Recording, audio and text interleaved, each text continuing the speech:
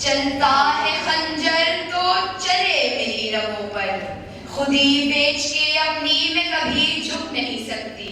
مٹنے کو تو یہ دنیا میں مٹ سکتی ہے لیکن تاریخ کے اوراق سے میں مٹ نہیں سکتی۔ صدر علی وقار،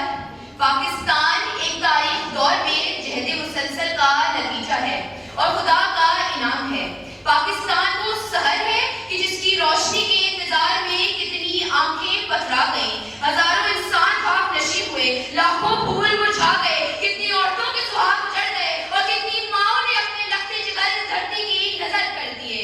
اور پھر وہ وقت بھی آن پہنچا، 23 مارچ 1940 لاہور کے منٹو پارک کا وسیع میدان ہے، جہاں علامہ اقبال کے خواب کو حقیقت کا روپ دھارنا ہے، جہاں مسلمان ایک علیحدہ وطن کے لیے تیار کھڑے ہیں۔ مگر افسوس، سب افسوس کہ آج 11 ستمبر کے مینار میرے سامنے ہے، ریمن ڈیوس کو ملک سے بھگانا میرے سامنے ہے، بدیا ٹاؤن عباس ٹاؤن کا دھماکہ میرے سامنے ہے، ہزارہ قبائلی 87 لاشیں میرے سامنے ہے، قوم کی بیٹی کو واشنگٹن کی گلیوں میں فروخت کرنا میرے سامنے ہے اور معصوم زینب کو وطندگی کا نشانہ بکتے دینا میرے سامنے ہے۔ اسی لیے تقدیر نے چنوائے تھے دل کے، بن جائے نشے من تو کوئی آگ لگا دے۔ صدر علی وقار،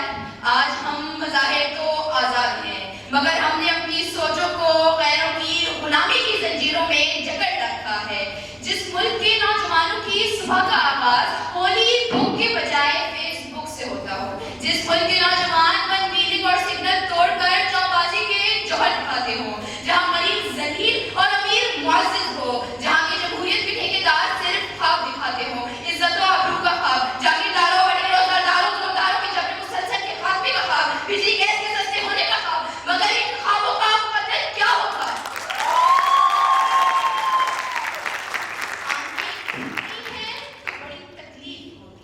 یہ تو آنکھیں پھوڑ کر چراغ بانٹتے ہیں، ظلم و جبر کی فصلیں کاشت کرتے ہیں، نوئے انصاف کے شکاری بنے ہوئے ہیں اور غریب کی جھونپڑی کے دیے کا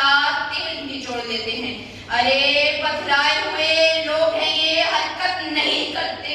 یہ لوگ تو مرنے کی بھی جرات نہیں کرتے، ان کو کیوں دکھاتے ہو انقلاب کے راستے، یہ کشکول نما ہاتھ بغاوت نہیں کرتے۔